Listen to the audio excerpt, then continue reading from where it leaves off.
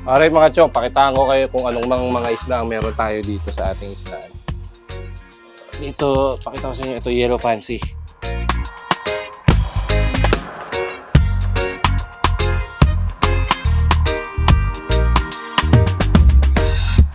Isa pang sample natin ng mga yellow fancy natin dito. Ito mga chong. Isang full mass na yellow fancy natin. Diba?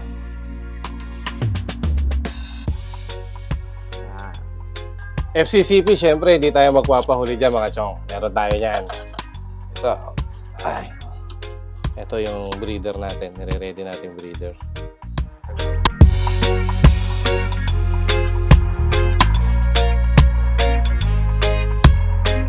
Long fins, meron din tayo niyan mga chong. Syempre, papahuli ba tayo dyan? Solid red pare.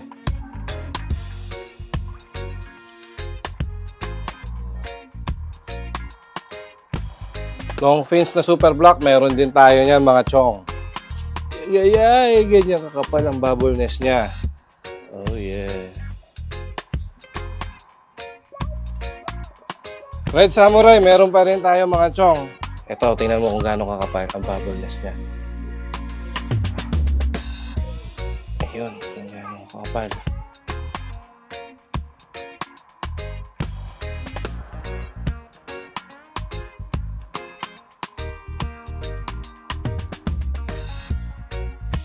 Paalala ko lang po, yung mga isda ko po ay sanay sa 100% na water change. So, pag sinabi nyo pong gano'n, mula pagkabata pa lang po, sinanay ko na po sila na 100% po ako laging nagwa-water change.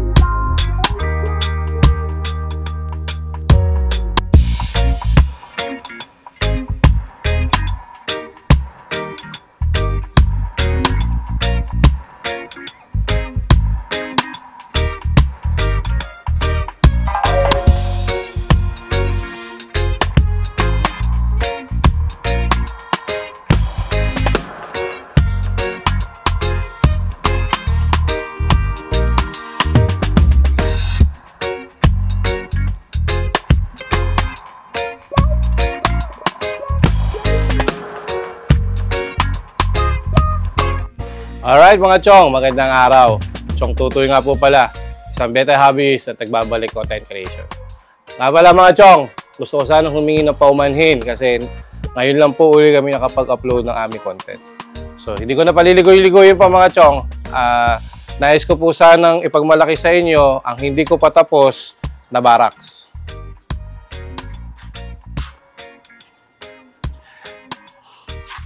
So yun nga mga chong, ang plano ko ngayong araw kasi is mag-water change ng lahat ng aking mga isda. So ito, naka-ready na yung ating pang water change, nakababad na yung ating talisay. Kasi kung mapapansin nyo, kanina, doon sa ating mga pinapakita sa inyo is lahat ng aking isda sa tank is mga naka-hard talisay. So ang plano natin ngayon is i-light talisay lang sila kasi hindi natin sila pwedeng ibiglain ng clear water kagad. So from hard talisay, magla-light talisay lang muna tayo. So stock water ng talisay and then 50% from talisay and then 50% from top water. So punta tayo doon sa side na yun naman. Kung makikita nyo mga chong, dito sa gawin na to, may mga bakante pa tayong glass tanks. So dito is meron pa tayong 11 pieces, 21 pieces dito, tsaka doon is 12 pieces pa yung bakante natin. So planning natin, ilipat natin yung mga nandito na plastic jars, ilipat natin sa mga sa glass tanks. And then yung mga mababakante nating glass tanks, mga chong, ililipat naman natin yung mga nandito sa mga 16 ounce para makalangoy-langoy naman sila kasi ito is yung mga huli natin mga palakihin. So itong mga nandito sa mga 16 ounce is mga last batch ng huli nating breed. So ito yung mga nasa 1.5 months pa lang. Kaya ito na yung mga naiibukod natin ng mga 1.5 months na itong mga chong. Nandito rin yung iba pa sa baba. Ito yung mga 1 point. Yung ating mga nasa 2 liters naman to na flat. Medyo ano na rin natin to. Ayan. And then, ito pa yung iba nating naka 16 ohms. So, medyo marami-rami pa. So, ito yung mga sample natin ng mga ating mga naka 16 ohms.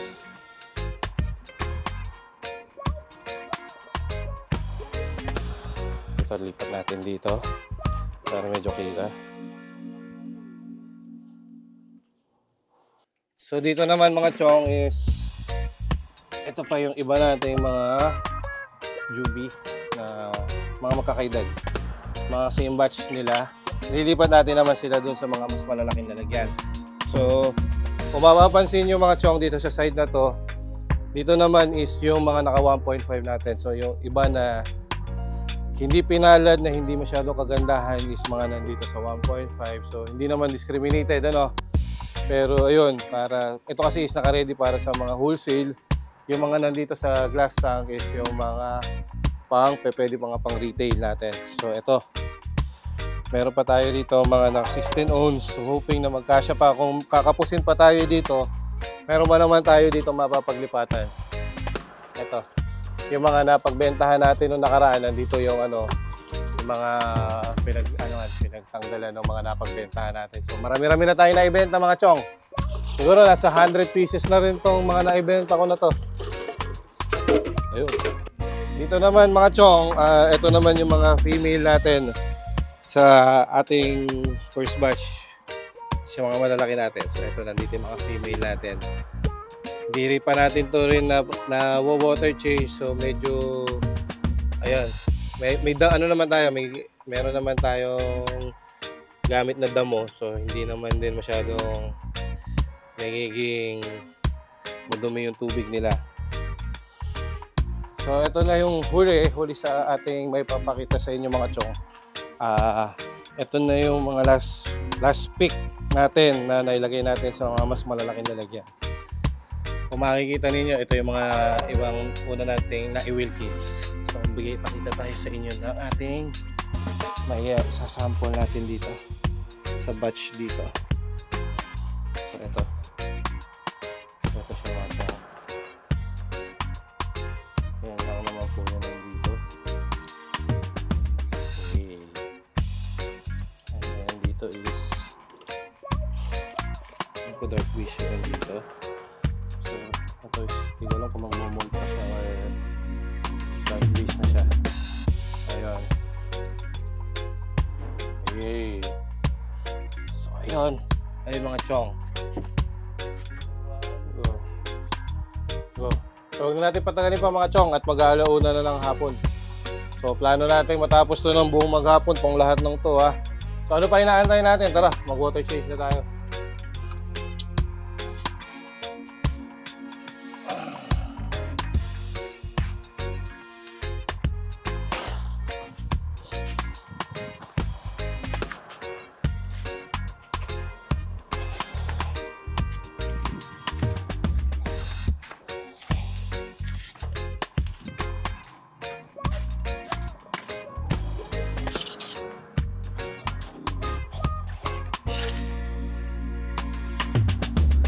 So yung gagawin ko ngayon mga chong is general cleaning tayo ng mga glass tank. So planning na i-reset natin, ayusin natin lahat ng pagkakasunod-sunod ng mga isda. At saka para maayos din natin yung pwesto nila. Pag nag-water change nga pala ako mga chong, 100% sanay yung mga isda ko ng 100%. Ang technique ng pag-water change na gagawin ko ngayon is 50% stock water and then 50% galing sa gripo.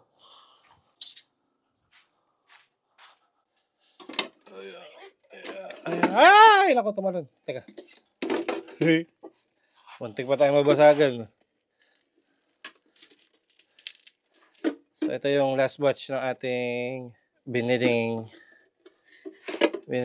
glass tanks. Ngayon pa lang natin siya masikaso. Ilipat natin yung ibang isda. Andun sa ano. Ang ganda na ating display.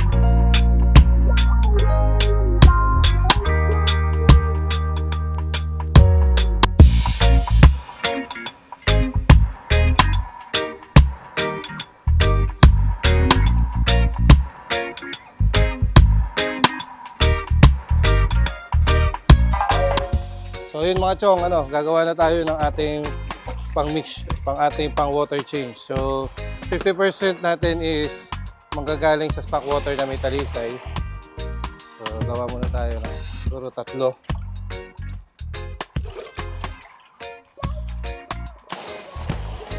Niyan.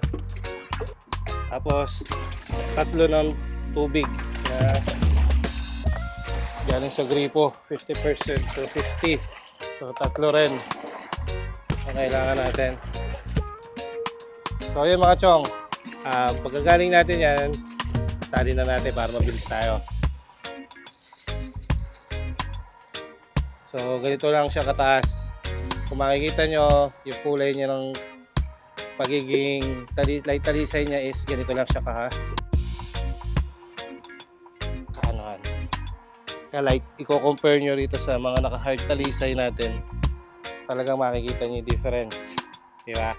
So di natin sila pwedeng i-clear water kagad kasi for sure marami sa kanila ang magkaklam. So pagkagaling sa hard talisay, make sure na maglalay talisay muna kayo bago kayo mag-clear water. So ayun, refill na natin to Very important mga chong, asin. Yan. Kung maglalagay tayo mga chong sa isang tank, ganitong karami. Simulan natin. So ayan, makita nyo, estimation na lang. Pag di kayo naglagay ng asin sa inyong mga beta tank, sa inyong mga beta at sa iba pang isda, siguradong ang isda ninyo ay magkaklam.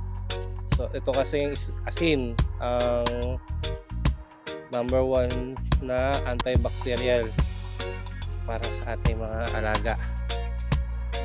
So pagkatapos natin lagyan ng asin mga chong yung ating mga isda, paalala ko lang po yung mga isda ko po ay sanay sa 100% na water change.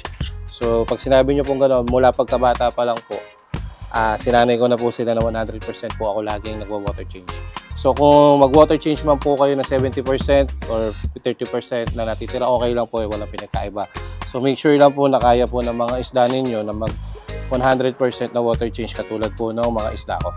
So ito po, from hard talisay po, lipat natin yung ating isda dito. So ayan, kung makikita nyo, medyo maninibago po yan. So ayan po yung pinagkaiba. So kung makikita naman po ninyo, hindi naman po gano'ng kalaki yung difference ng temperature ng dalawang tubig. Kaya hindi po gano'ng katagal yung adjustment ng ating mga isda. So ayun, ratratin na natin to mga chong para mabilis tayo.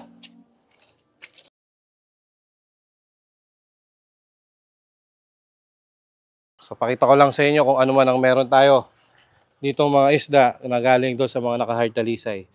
So ito ay isa sa mga example natin. So ito is FCCP guys. Next naman natin, ito mga Hellboy naman to. Okay. Ito AOC.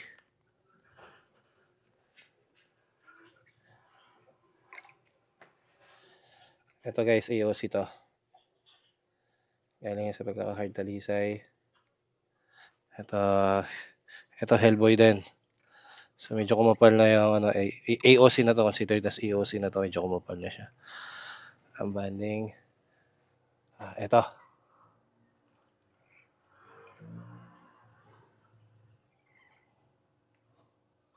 FCC ba guys?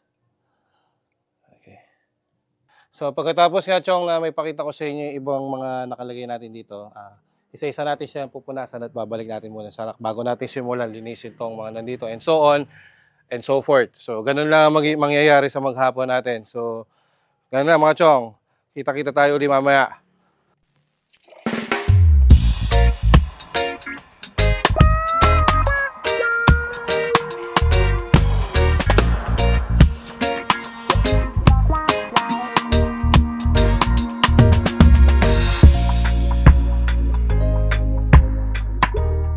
Next naman natin mga Chong. Ito namang mga ating pinaggamitan. Linisin na natin. Next batch na tayo mga Chong. Lipat na natin. Baba na natin muna dito. So by 8.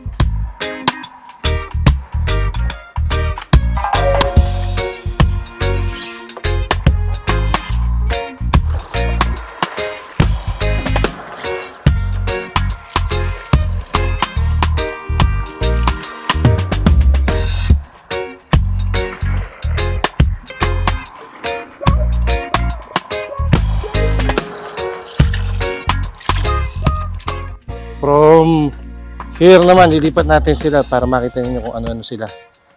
Ano yung mga meron tayo dito sa batch na to. So, yan. Natin siya dito. Ito. Ito. POC. Ayan sila mga Chong.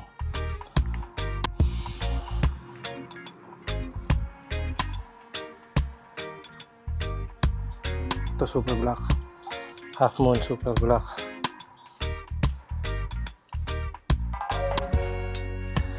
And then dito is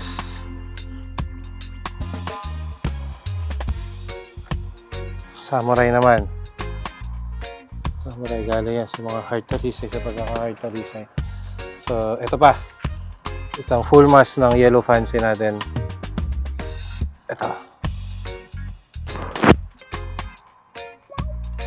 fancy natin. Ayan yun, tamalon. Multi-safe siya. Gold. Samurai. Samurai uli. And then, ayun. Mostly samurai na yung mga nandito. Red samurai and then half moon. So, ayan. Bibilisan na namin yung paglilipat mga Chong para makarami-rami pa tayo.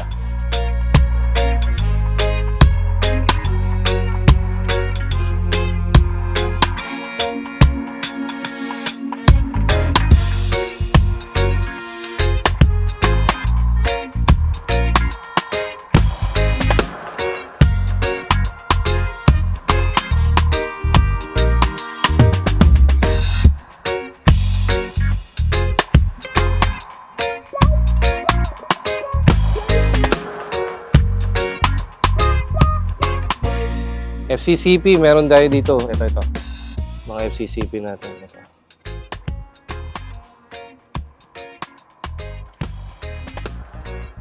Mga FCCP natin.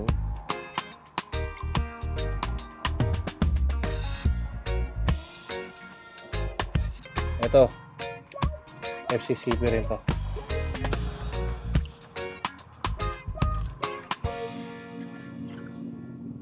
Ayan.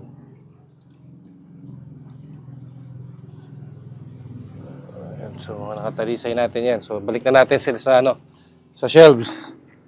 Yeah, boy! Time check tayo mga Chong. It's 3:57.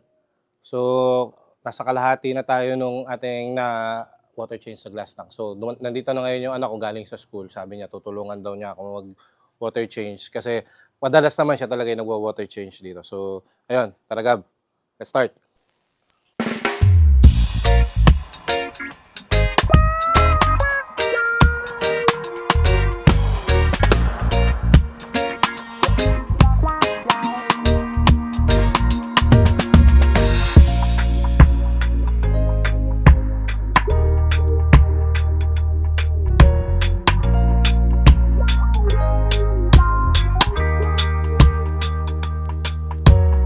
So ayun nga mga chong, as expected, yung mga lalagyan natin ng mga malalaki is mababakante kasi nga marami tayong glass tank kung kanina na ginamit. So itong mga nandito natin na mga nasa 16 ohms, napakataon na nila para magkaroon ng malaking space. So lilipat natin lahat ng mga nasa 16 ohms sa mga sumobra na 2 liters natin. Ngayon pala kami mag-start dito sa mga naka-tray. So hoping matapos namin to lahat, tapos may transfer ko rin yung mga nasa 16 ohms. So sa side na to, lalo sa mga ilalim ngayon, natapos na namin yung mga nasa 2 liters na yan, kasama tong mga glass tank. So ito lang naman yung mga medyo matrabahong part dito sa pagwa-water change namin. So tingnan namin patatagalin pa, bababa na namin to para makapag-start na tayo. Tingnan natin kung ganong katagal yung abutin nito. Right! So ayun mga chong, sa mga trays natin ito. Nakatapos na tayo ng 6 na trays, so babalik na natin sila doon. And then pakalahati na tayo ng batch. Anong oras na tayo? Nasa 5, almost 6 na. So, isang oras, ito na yung nagagawa natin. So, hoping matapos natin ngayong gabi yung target natin.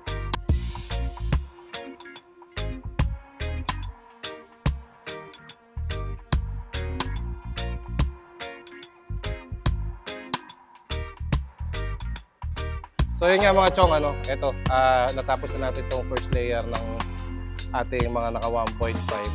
So, inaasinan ko na lang. So, time check tayo. Huli pasok ko kanina is 6:30. Konti na lang.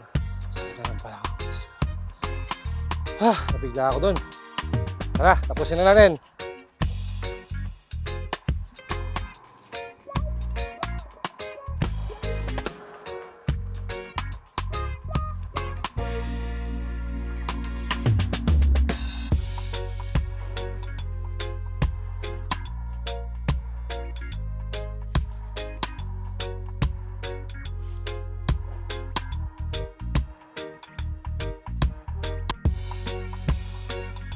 So mga chong, tapos na tayo ng ating pagwa-water change. So sinecheck ko na lang itong huli na to.